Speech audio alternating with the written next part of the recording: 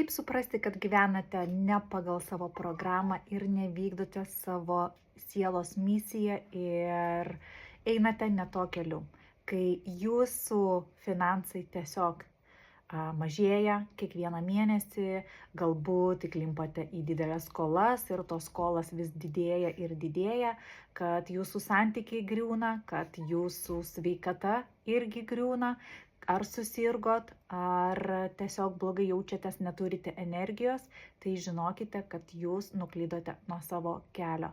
Tai reiškia, jūs nepraeinate programos tos, kurios jūs turite praeiti ir gyvenate ne taip, kaip turite gyventi.